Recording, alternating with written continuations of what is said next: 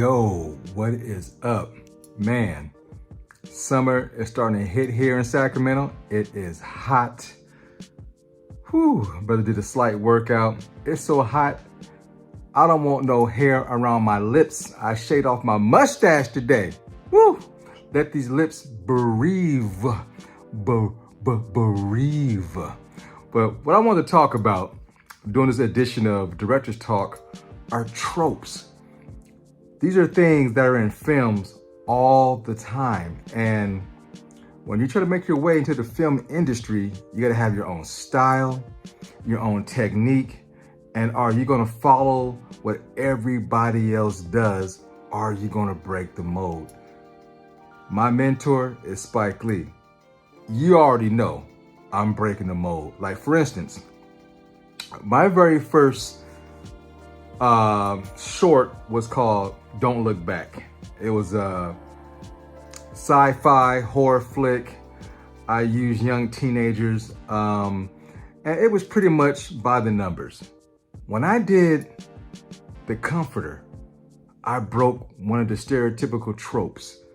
The antagonist, the main star of the movie, spoiler, dies. My second feature, that wasn't a full feature, but a short, almost a feature, was Sarah. 2 white leads. This is a movie about ancient slavery. I hang a white woman in this movie. Yeah, I went against all the tropes, right? And my first film, she was white too, and she's dead.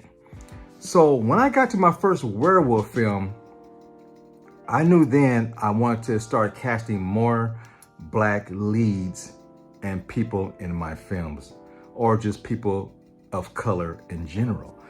This is something that Jordan Peele did and talked about in interviews and was kind of scrutinized. A lot of white reporters were like, hey man, you have something against white people being the stars of your films? He goes, I'm sorry, since the beginning of time, white people has been the star of all movies. So if I have a chance to change that trope or do something different, I'm gonna do it. And ever since that interview, it really opened my brain up to start doing different things with my films. I am a man of color. I am a man of culture. That's all I know. Before I am a director, whether it's for a studio or independent, I am a Black man of culture. And that comes before anything else in my life. So when I become a director and implement my style into directing, of course, it's gonna have a cultural bias. Now, I can see a script, direct a script. What fun is that if it's just by the numbers? Manila, you know, the more colors, the more better.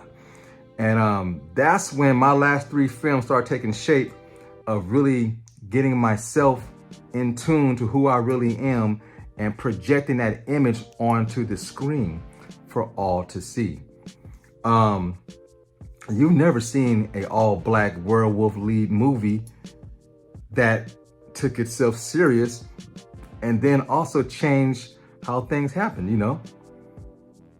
When I did my latest film, The Lookout, one of the biggest tropes is that all heist films always have to have a glitch where something goes wrong during the course of the plan, and it's up to the team to correct things and make sure they get out of there without getting caught. Every single heist film follows the same trope. And there's nothing wrong with that. It's just, it's been done, it's been done, it's been done. And then I want to change the narrative. Okay, so I got Black people, an all-Black cast in this movie. Of course, something's gonna go wrong, right? It's a heist movie with Black people. No, man, it's time to change the narrative. So, first of all, everything goes smooth. First of all, Neptune. Okay, with a name like Neptune, you know the brother's gotta be smart. He is your inside guy. He does all the intel. You can tell by the conversation between him and Mercury in the beginning of the movie, they have a past. And in the past, some things probably went wrong, went astray, didn't always go according to plan. So look, we got one time, one shot to do this really big heist I've been working on. Let's do it right. Let's correct the mistakes from the past and do this without any glitches, any hitches, and let's get this money and get out of this joint and out of this business forever. You know, the lookout himself, Mercury, has a girlfriend who's been riding this coattail for so long, but tired of his unstable lifestyle. When are we going to score and do it right and live our lives as a couple?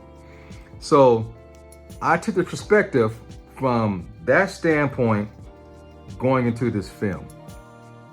Now, the standard trope, again, you go through the thing, you get the driver, you get the gear guy, you get this guy, everybody got code names. And one thing I do not do, I don't pander my fans or my fellowships or my subscribers. I do not pander them. I treat you guys with respect. I think you're smart enough to figure things out. I don't want to say, hey, code name this, code name that. If you pay attention, I direct my movies with the ability, hopefully, to have multiple watches and you catch, hopefully, what you missed the time before. Now, again, Neptune is the intel guy. I'm second in command. Obviously, I'm the man that puts the team together. It's entrusted by Neptune for me to put the team together. Get the driver, get the gear guy, you know, get the team to make sure we can pull off this heist and get this cheddar. So, of course, I'm the one to come up with the code names. How do I do it? Look, pay attention. When I'm on the phone, look at my background. Look at what's been highlighted in the background. I'm a man of space, astrology, and things of that nature without even saying one word to the audience. You figure it out. So obviously, it's Mercury that gives everybody their names. The cool thing is, now Venus, that's her real name in the movie. It's not a code name. And it's kind of funny. Mercury, what's the next planet in line? Venus, the two connects, they're together. It's not by chance. And I wanted to break the trope, like, okay, when is something going to go wrong? It never does. It's a black organization, a group of thieves that's going to do something very, very bad. They're going to steal and hopefully get away with it. Well, they do get away with it. They don't get caught. This is not dead presidents. This is not the Italian Job where something goes wrong and somebody's on your tail. No, it goes off without any glitches because we're that good. Again, Hollywood has painted this picture when black people are involved, things have to go wrong. That's a trope that needs to be broken, and I'm here to break that trope. And with future films, I'm going to continue to push the envelope and do the same thing. Because Hollywood has a script that's over 100 years old, doesn't mean you have to follow it. If you are an inspiring director, writer, producer, take chances and tell your story. That's why I love Robert Rodriguez. Very instrumental in putting Latino in his films. I love that. Of course, what Spike Lee does. And when you put your culture into your films, you're able to turn the knobs on Hollywood and tighten it up to something that they've never seen before. Or they can't write the way we write because they ain't us. You can't get a group of white guys in a room to talk black language. It just doesn't work. You need black people to speak that black language for you to understand. That's the way it is. It's always been that way. Now that the door is being kicked in, we can absolutely do what we intended to do from way back then.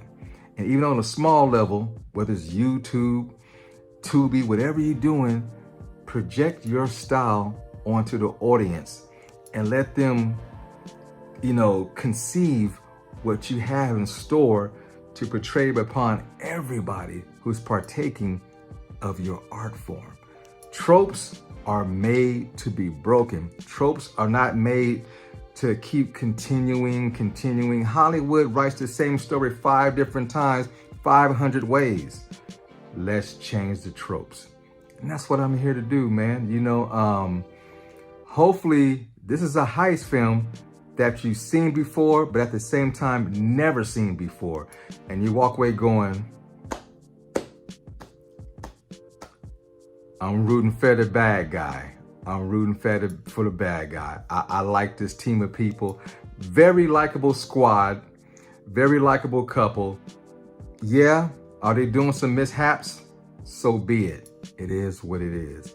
Until the next time on the next episode of Director's Talk. See you soon. And you know the routine. Tell all your friends, leave your comments down low. Yo, fade to black.